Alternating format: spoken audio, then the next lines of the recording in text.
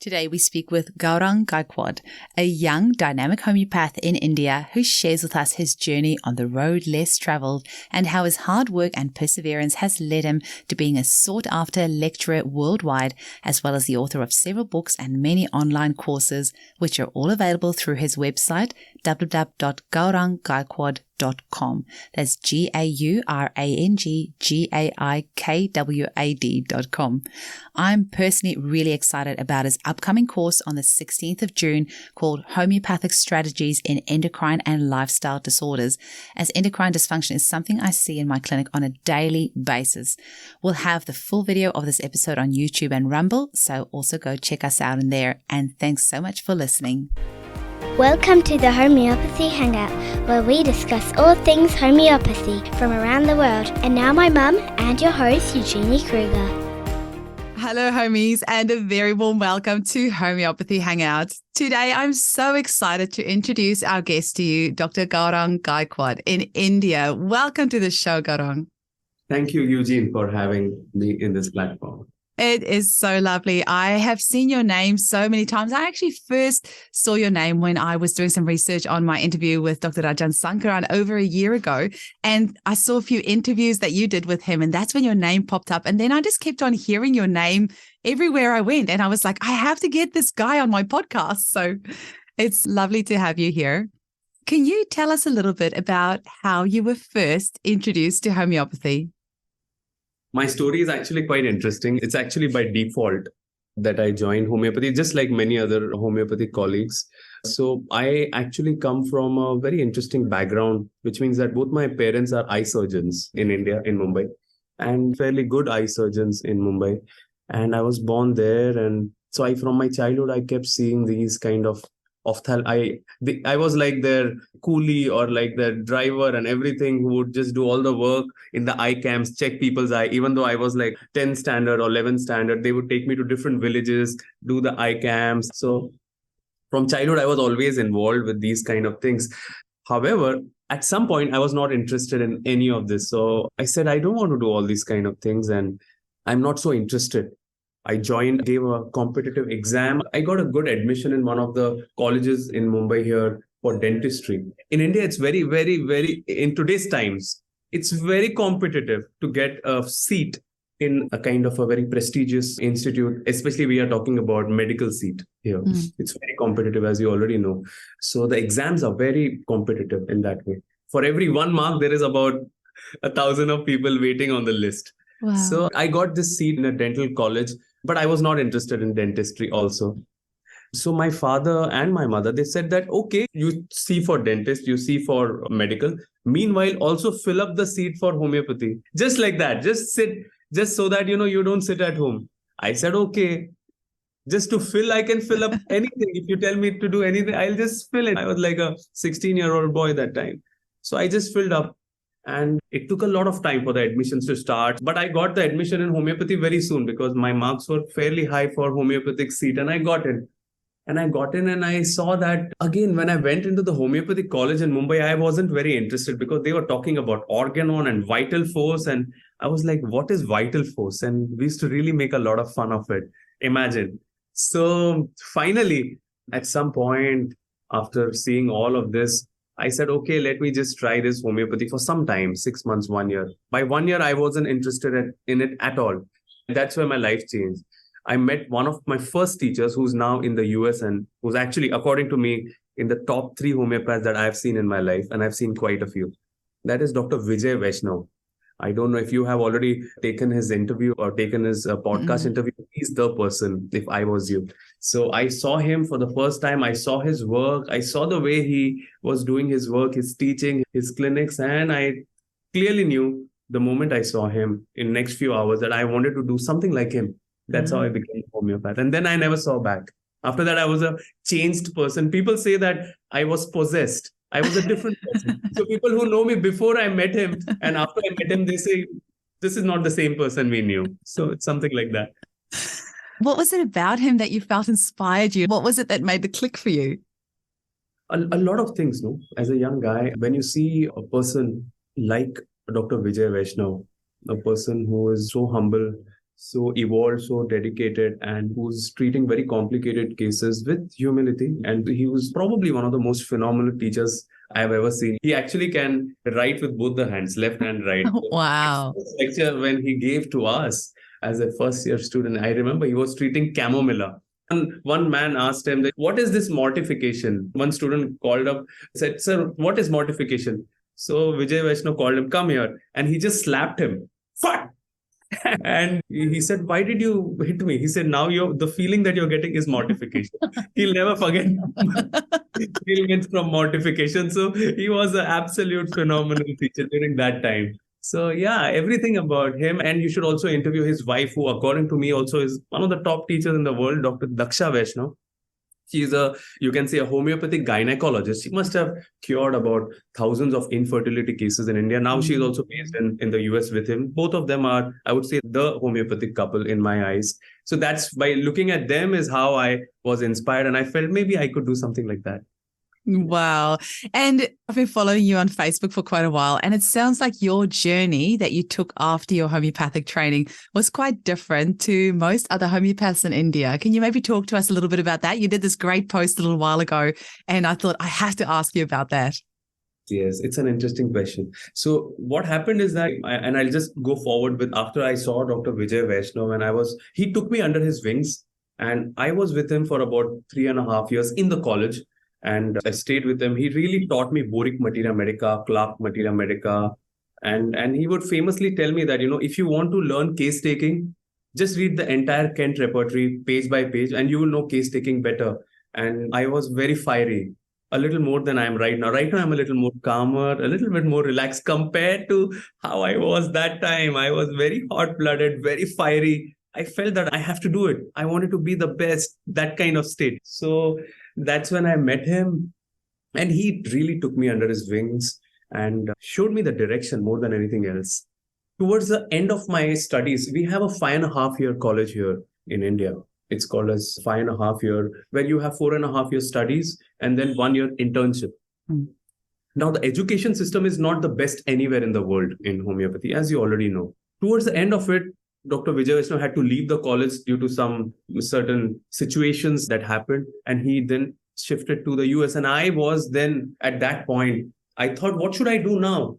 Because the person who got me into homeopathy and I learned everything, what do I do now? So he told me that, Gaurang, this is the time now that you probably can go to more people to learn from, because you are now an intern. You are probably going to go into internships. So you could do. So I said, can you find out some people that you suggest me?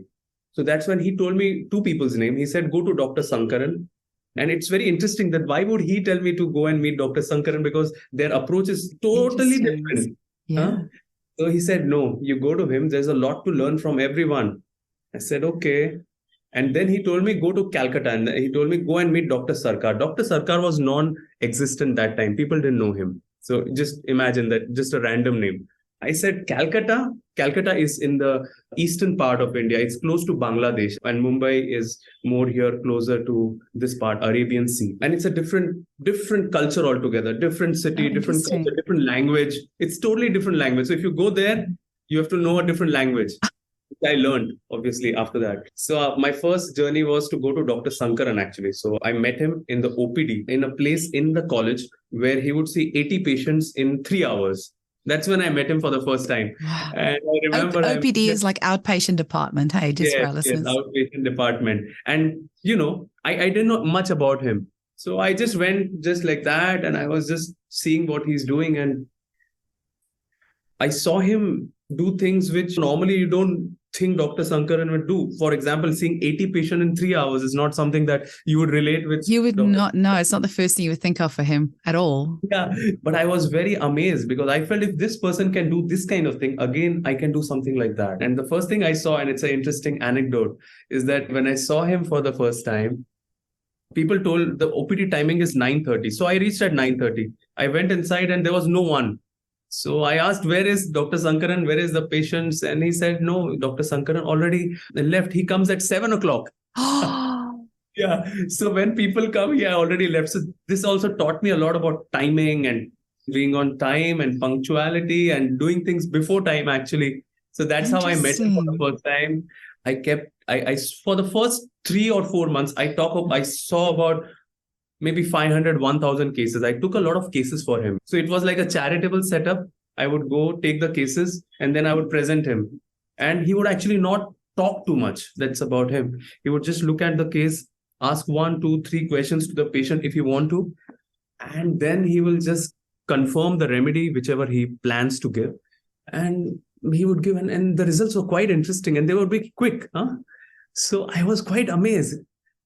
And you won't believe, at the end of 6 months, he finally looked at me because there was no one else he said, what's your name? After 6 months.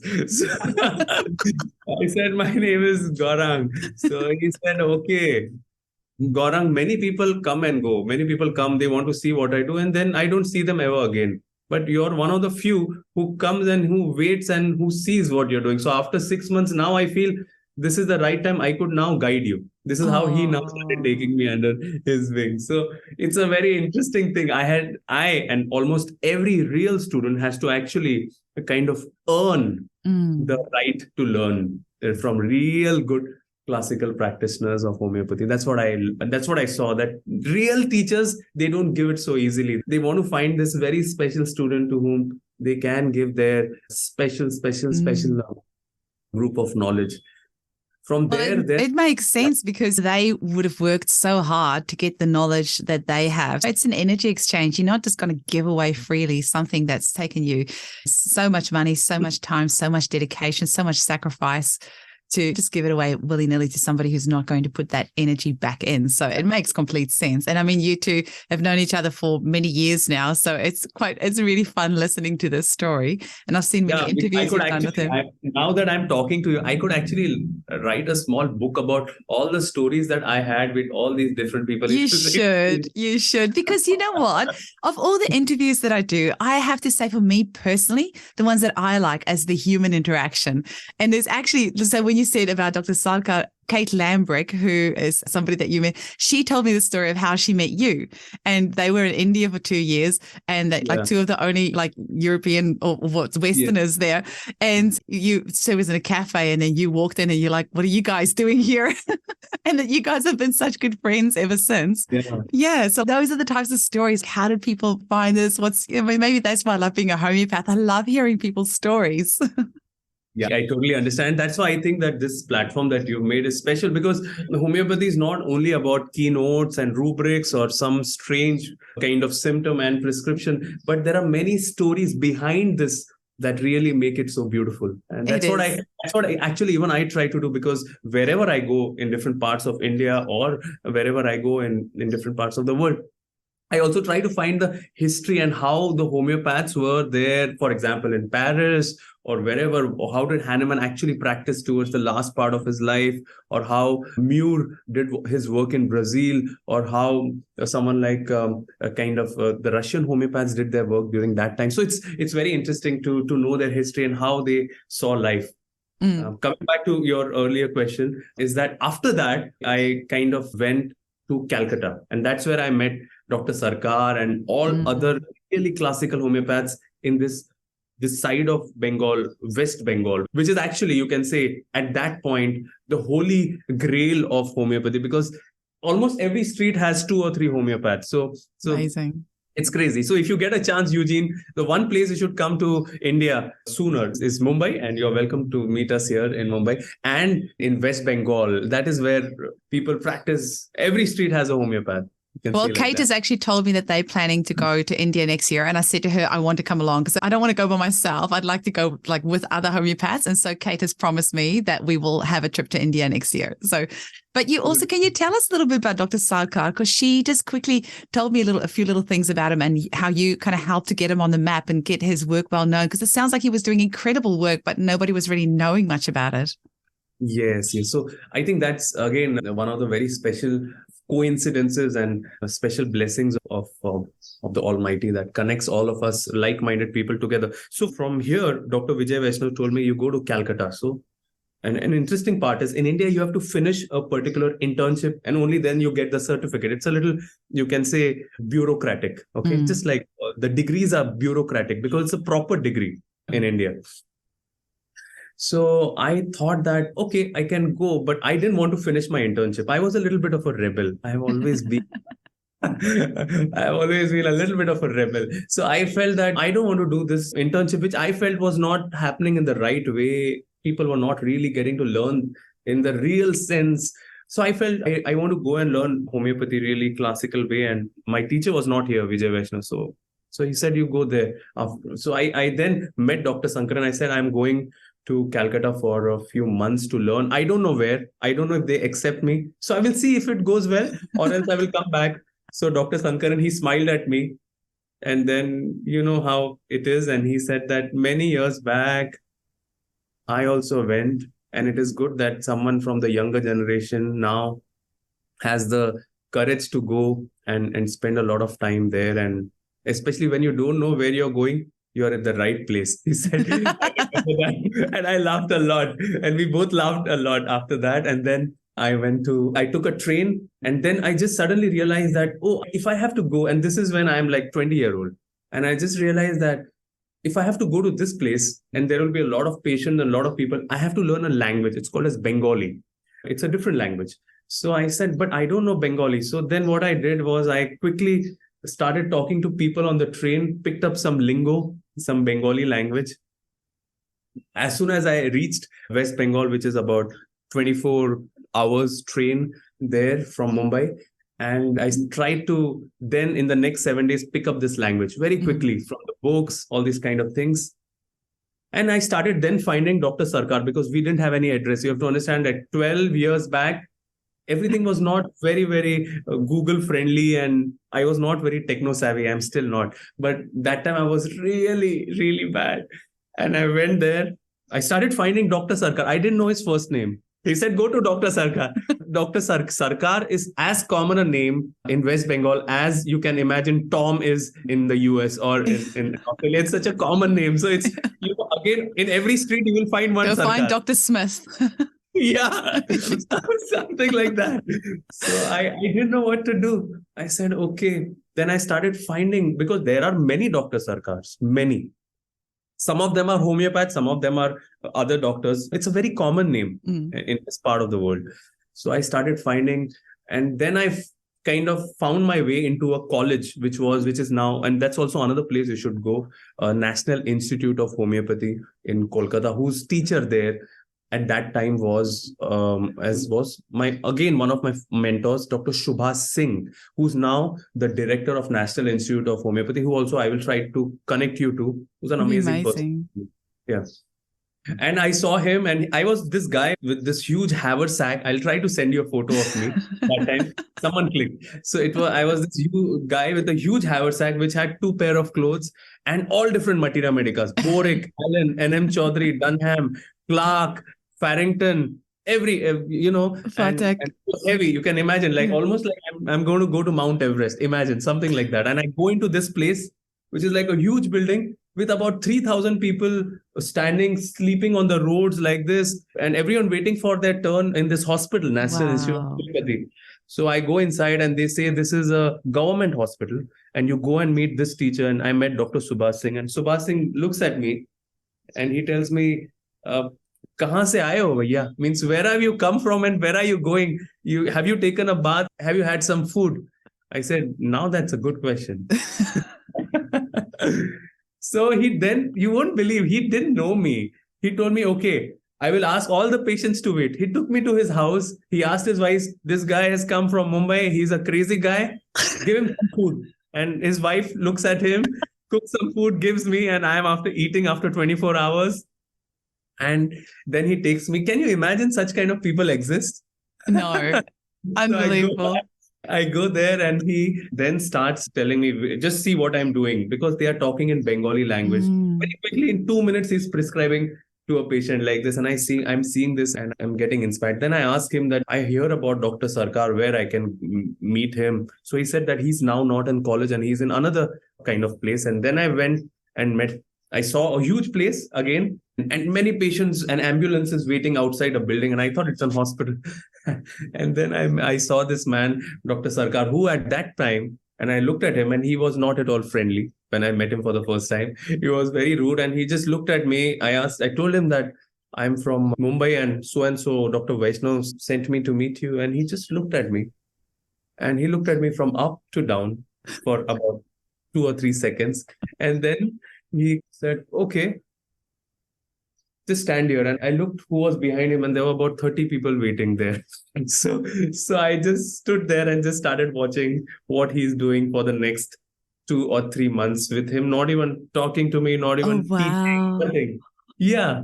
And then what he has an interesting way of doing is that while prescribing, he will constantly ask questions. Like, for example, a patient of gallstone comes, he will ask, okay, gallstone, sleepiness after eating, tell me which is the remedy, just while prescribing. So no one answered. So I thought, if I can read the whole Burik and whole Kent, then he will take notice of me and he will teach me. So then I started at nights reading the whole Burik, whole Allen's, whole Kent. And that's how in about few months, I started mastering it totally. And then he would ask this question, okay, gallstone, sleepiness, better by sleepiness after eating. So I would say, sir, felt Tories. And he will look at me like this, okay. And then again, after about 4 or 5 months of answering these kind of things, he said, you do one thing, beta means son. Okay. Beta, you do one thing, you come to my village where I see many patients and I can then teach you. Then he took me to his village. And that's how our journey of learning started. And that's how previously I didn't have a place to stay in this area in West Bengal and Calcutta. And then he invited that now you don't sleep on roads, because I used to very often sleep on the roads because I didn't have place. I probably didn't have too much of money. So he said, you come and stay with me. And he made me sleep in his room, in his house. And then the journey started where he took me under his wings. And for about 8 months, I was with him. And then many things happened. Then I made notes about what he does. And I wrote 3 books on him. And I invited him to connect to Dr. Sankaran. And that's where we started having a very special connection of different schools together. So it's been a very beautiful journey. It's very exciting. I'm not even taking breathing while you can imagine. It's really been very exciting. I mean, I could listen to you all day. For one, you're an amazing storyteller. 2, that is some funny stuff in there for sure. And like really, really interesting. I've got these 3 incredible books of yours that you very kindly had sent to me via Kate. Thank you so much. And in some of them, you mentioned a little bit about these. That's why you said it obviously not in that much detail. That's why I think you need to write a separate book of all of this with all the funny like little stories in there. It's really, really interesting. And now I understand why, like with this Decoding Mental Rubrics book, how and why you understand it on such a deep level. I just quickly want to talk about this book because it arrived yesterday, but I was up till late last night reading through these books because they are fascinating. And you've really helped me understand a lot of the mental rubrics in so much better way. One thing that I really like that you do is, and this is, I think I like it so much because I am a language person. I love languages. I actually did Latin at school for 2 years.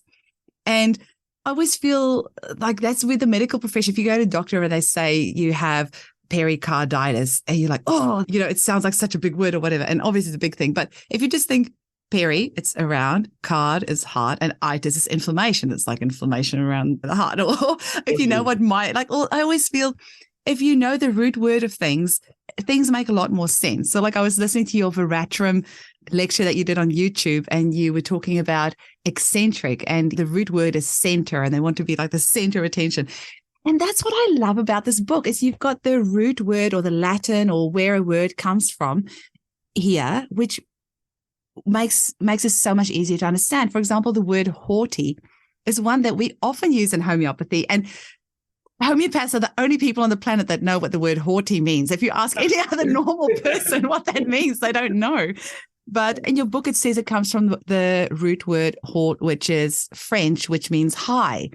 So if you then understand as somebody who thinks they're higher than somebody else. So any of our homeopaths who does not have this book yet, Decoding Mental Rubrics by Dr. Gaurang and Dr. Ramesh Chogli, I'm probably going to Yes. Late Dr. Ramesh Chogli. He was with me in Calcutta. He died after 2 years. He had something that happened. So I wanted to, it took me 9 years to write this book, Decoding Mental Rubrics, because about this word origin is something that actually is an idea that Dr. Sankaran gave me, because Dr. Sankaran would teach repertory for about 20 years in the college, and he didn't teach that because he went to other things which inspired him. I used to ask him and I used to sit with him the whole day, see cases with him for about 7 or 8 years. So he told me that the only way to read repertory and understand repertory is understand the word origin of the word, and then understand that word, go to the source books, go to the proving, and understand what is the eccentricity of Viratram album, for example, or what is the secretiveness which is there in Zinkum also, in Thuja also, in Digitalis also, and in Ignitia also. What it exactly means, you have to read the proving. So yes, he was one of the biggest inspiration. My idea of this book was that I felt that my knowledge of repertory was not very good. And I felt that if your knowledge about something is not good, and if there is no book available on it, you know what to do then. You have to write something on it. You have to work on it. So then for my own sake, I thought that I could take one rubric each and I would start studying about it, understand every remedy there, understand how patients would talk there. So this is actually a collection of about 300, 400 rubrics, how patients' expressions are, what it means. And also I've added many of my experiences with Dr. Sarkar. There's some nice cases in there as well. I really like that because it really helps it to stick. It's for people who really are interested in understanding the core meaning of every rubric. So I do believe that this book is now actually translated in French as we speak, as I have a very good group of homeopaths from France, Belgium, and Switzerland who study with me.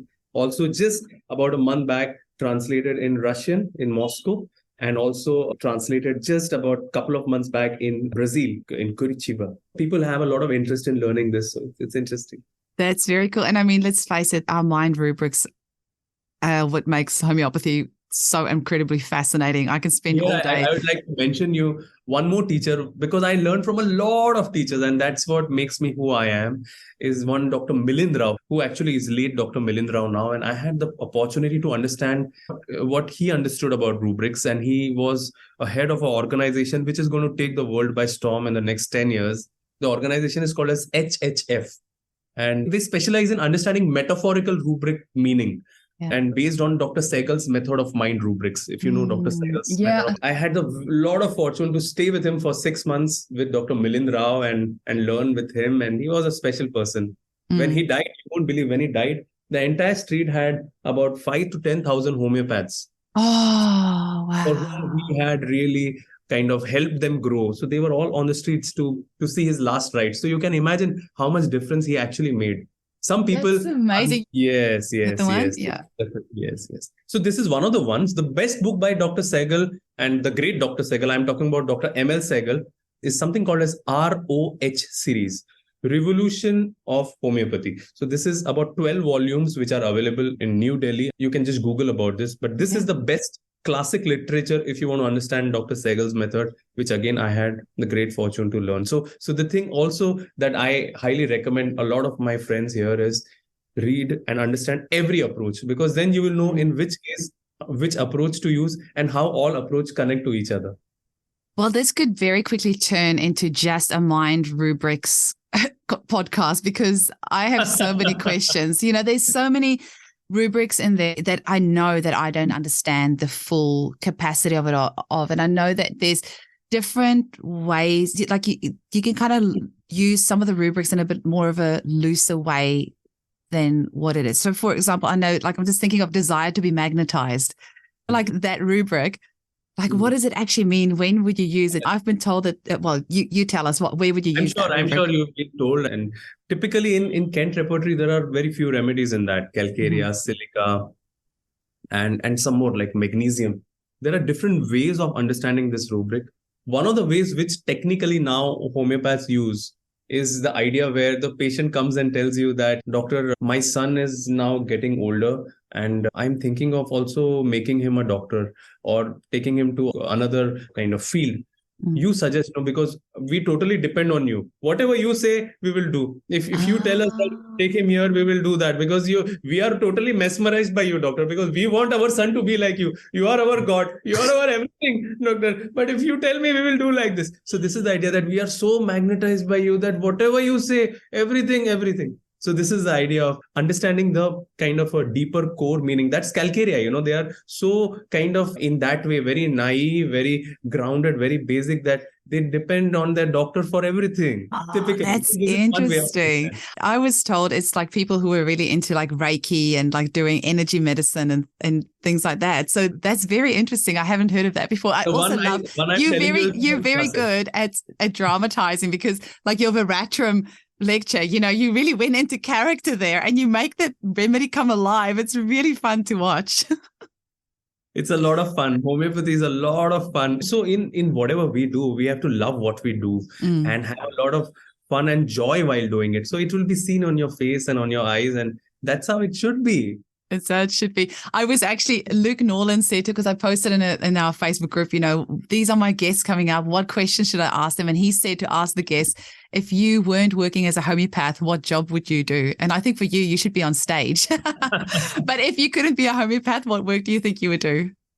It's true. I would probably be on stage, but I wouldn't know what I would do, because actually, and to be honest, not many people actually know this. And some of people who would be listening to this would later on be, wow, we never knew this. Is that actually throughout my early part of my life, I was really good on stage. I was a very good dancer. I actually went to 2 different countries to showcase my dance talent. Wow. I was very good at dramatics. So I was very, very good at on stage. I've done many dramas in my college or even before that. I was a general secretary in my college, which is a fairly big post where there's election and all that kind of thing. So I would lead the entire college into organizing and doing some special stuff. So I think I would do something interesting.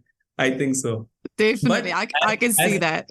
As the great Dr. Vijaykar, the late Dr. Vijaykar once said, he was asked that, why did you choose homeopathy? And he said that, my friend, homeopathy is so divine that a person like you cannot choose homeopathy. Homeopathy chooses you. Oh, that's nice. So I think that homeopathy chooses people like you, me, and people like us to really connect, because this is a very special science. We are actually a medium to do something very special for our patients, for our students. So, yeah. That's so cool. I have a question for you that I was actually just this morning as I was getting ready, I was thinking that, the Indian homeopaths, they work so hard, such long hours. I mean, you hear these stories of them seeing so many people working ridiculous hours, writing all these books. I mean, you're so young. You've already put out all these books. You're traveling all over the world to go and lecture. Are you practicing what you preach and like having some balance in your life? Like, are you just like working 24/7? I try to. I'm not always successful, but some things which I was not doing about 4 or 5 years back, like probably removing 1 hour a day for workout, or probably trying to balance, is not something I'm able to do perfectly well. But there is some kind of method to madness here. Some people, like homeopaths, they seem to thrive in chaos. So maybe I'm one of those. I think I'm one of those too. People ask me, how can I do 8 interviews in one day? I'm like, I just love what I do. So it's thriving in the chaos. I love that. Also, when you don't do it, and when you do, I'm not part of this chaos of everything, you don't feel alive. You don't feel that you are into it. Although if you want to close it down, you can easily close it down and relax and go somewhere. That's okay. But to feel alive, some people are born to do certain things. And I think that you and me and people like us, we should do what we are born here to do. And also try to take care of oneself. But you can't go away from what you're born to do. That's not like that's going And away. I always feel like, because I'm always trying to get that balance and stuff. And it's like, well, it doesn't feel like work. So it doesn't feel like I get so much joy from doing it. So it doesn't feel like work. So Gaurang, I really want to chat about your new book as well. We haven't even touched on your other ones, which, by the way, the Nozos and Sarcodes one, it is so good. I was really excited to see some of the remedies in here. There's folliculitis, estrogen, parathyroid hormone. Sometimes it's really hard to find materia medica on these remedies, leprominum, OAN. I don't even know what that is. So this is a remedy I use a lot. In India, the cases of osteoarthritis are so many that there has been a remedy which is proved, that is osteoarthritic nosode. I cannot practice without this remedy because a large number of patients, we are giving osteoarthritic nosode 30 for about 2 days. And after a few weeks, maybe the indicated remedy, whichever we prescribe. And this is really helping to stop the progress of osteoarthritis. And it is actually proved, and proving has been done. And a lot of writings also written by a classical homeopath like O.A. Julian. So these are all verified remedies, which are amazing. I think that literature like that should be connecting to a lot of our colleagues because we can help a lot of patients. Very So cool. I really like the way that the book is written. For me, the layout of a book is really important because I think my mind is, because I do a lot of scan reading. I think I would probably be undiagnosed ADHD, like grabbing information here and there and just taking, like my brain knows what it needs and it will go and grab it. But this book, the way that it's laid out, I find it really easy to understand. So I really like this book. And you've got proving information here. There's rubrics in here as well.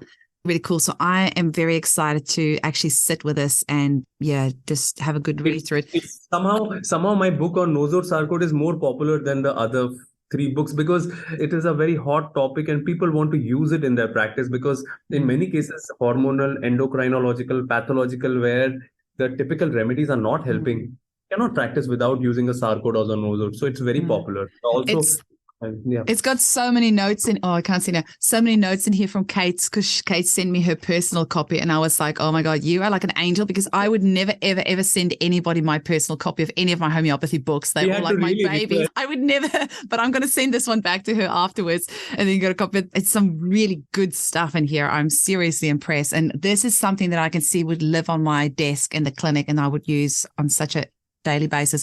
But you know what's interesting you say about the arthritis in India, because the episode I did with Ranjan Balsari about arthritis, that was our most popular episode out of the first 150. It was our top episode and it did so well. And I was really amazed by how hot a topic this is. And I think any episodes we have on cancer are the second most popular topics that we have. This is a great book. And then The Art of Repertorization, this one I had a look through last night as well. And I think this is one that I have to sit with and just work through all of it because it's interesting because I have radar opus that I use for my repertorization, but you look at a rubric and there'll be like hundreds in there. But then if you look at these older repertories, there's a symptom in there, a rubric in there, and there'll only be 1 or 2 remedies. And sometimes I think maybe I should just stick with like the older repertories. For example, this is always there on my table, Fatak repertory. Without this, one cannot practice homeopathy. So this is the repertories which I wanted to bring to life because we don't have a really good book that explains how to use every repertories. Repertories like Fatak, Nair, Clark, repertories like even Boric repertory, Robert's Sensation, As If. These are very special classical books and they will give you remedies that you cannot even imagine normally that you will get. So I wanted to bring it together. And that's the attempt. With there was a couple of, just as I was looking through the book last night, like Anatherium muriaticum, I haven't even heard of that. And there was like another couple of remedies in there. I'm like, Ananthum muriaticum, though, it's a very interesting remedy. It's for warts and many skin-related issues. But there is a very interesting rubric there, which you will find very interesting. It's in Kent, and there's only one remedy, is monomania. If you have Kent in front of you. So there's a rubric, monomania, wants to wear the same dress in a grotesque manner everywhere, which means Ananthum muriaticum will wear a kind of a clothes which are probably of the same color and will act in a very weird way and in an insane way and go to different places to show this off. So this is the Do you know what? For monomania, one of the main remedies, because for my clients with my children with autism in my clinic, I use the rubric monomania all the time, but in synthesis, aloe is actually the main indicated remedy. So that is actually something that I use in clinic often because always these kiddies with autism had loads of gut issues as well. So I find the remedy aloe good. I do have one where the boy will only wear the same pair of clothes every single day. And we're talking months and months on end. So it's almost falling off him. But I have never heard his remedy. So I'm going to use that Anantherium. Read it once. The proving symptoms you can read. So you will exactly know what it means. Very, very cool. Can we talk about your new book as well? So you've got another one that's just come out. So this book is very special because of 2 things. One is that during the COVID situation in the last 3.5 years, we had the opportunity to treat many acute cases. And when luckily we had the opportunity along with me. Thank you. This is the book. So along with me, many homeopaths had the opportunity to treat many acute cases, fever, pneumonia, different complicated cases. And I felt that our skill set in treating acutes is not as good as the old classical homeopaths had. Homeopaths like Clark, like Burnett, even Kent, we don't have that great skill set. And when I say we, it majorly also includes me.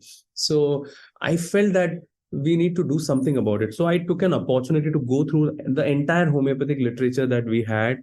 And I tried to collect materials for every condition like fever, cough, cold, diarrhea, pneumonia, joint pains, even post-COVID. And then I started treating many cases in India, in Brazil, in Russia, in Europe. And we were able to have some really good results here because we had the opportunity to treat these cases. And that's where I collected these cases and made this book. And then I also invited my colleagues to share their cases. So many of my colleagues' cases are there in this book. And so it's very special. Great. And you have some online courses that you've put together as well. Tell us a little bit about that. Going back with our idea of Sarkar is our new course which is coming, which I'm going to offer all of our colleagues who are now on the podcast, on Eugene's podcast. So you have to write that I had listened or heard or some kind of Yay, mention the podcast, mention Homeopathy Hangouts. Podcast so that I know that it's through you. Yeah. And so this is a new course. It's called as Homeopathic Strategies in Endocrine and Hormone Diseases. Because as you know, all across the world, we are treating cases.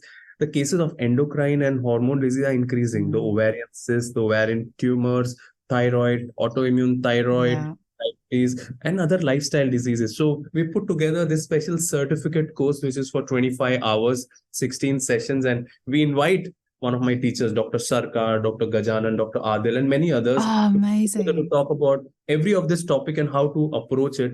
So it's going to start in mid-June, probably 20 June or something. It's going to be online. You can watch it again and again. So you will have the video to watch it on my website. So I invite all of you to join this. You have to write that you have heard Eugene podcast and we will give you a special 25% discount. Oh, that is so generous of you. Wow. Alrighty, guys, you heard it here. So mention Homeopathy Hangout podcast. That is a really generous discount. Thank you so much. And Dr. Adil as well, he's also been on the show. He is so lovely. That's some great lecturers and that's going to be amazing. And yes, I love using the endocrine cycle. I did a lecture with Hilary Dorian a few years ago through CHE. And since then, it's because I only treat women and children. It's not often a woman leaves my clinic with, a progesterone or a follicular or pituitary gland or anterior pituitary hypothalamus, pineal, like there's one of those. What I've done is what we will be talking about is different topics, different disease, but also about how to use this remedy and what are the indicators of those remedies. Cool. And also indicators of also lesser known nosodes and lesser known sarcors, which we may not be using, and how to treat when cases are blocked. So it'll be interesting. That will be cool because you know what I don't use often is parathyroid. I saw that in your book as well. And I was thinking, I'm sure that's a remedy I need to learn a bit more about because I don't actually know that much about that remedy. It's very good for calcification, basically. So just yesterday, I had a case of a tumor and osteoarthritis, calculi formation. Think about parathyroid hormone, parathyroid 30. Like say if there's like calculi in the gallstones, for example, if a patient is getting, getting recurrent calculi in the kidney, and along with that has arthritis. So there are three remedies that you would want to think about. Number one is parathyroid 30. Another one is a remedy prepared from the renal calculi, that is calculi renalis. I use that one, and calculi biliari as well. Yes, calculi biliari. And then you can then think about using a very deep nosode if these things don't work. But this remedy, parathyroid, we use a lot. Ah, cool. Oh, I can't wait for your course. That's so exciting. Amazing. Now, Gaurang, are there any final messages that you want to leave our listeners with? And can you tell them where they can get hold of you? The best way to get hold of us is just to write my email ID, that is gaurang@gmail.com, or my website is there, www.drgauranggaikwad.com. I really don't have many messages that I can give anyone, but I just want to share this with my colleagues because I understand many of our colleagues are from the West on this podcast, is that I think that the potential of homeopathy is so special and so huge that one of my teachers used to say that a homeopath can fail, but homeopathy never fails. So take every obstacle as an opportunity to dwell more deeper into getting high skill sets of homeopathy and go to classical books to really learn that. And this is coming from someone who's writing new books. Even then, I will tell you, the classics are the ones that you have to master, but you have to understand what it means. For that, you may have to use slightly newer books, but the classic books is the one. So that's about it. Love it. It was so much fun to hang out with you. Thank you so much for sharing all these fun stories, all your knowledge. And so people can get your books through your website as well, hey? Yeah, they can best ways to just email to me for consultation, for books, for courses. You will get all the details, or you can check my website. Love it. Thank you so much. It was really fun. Thank you.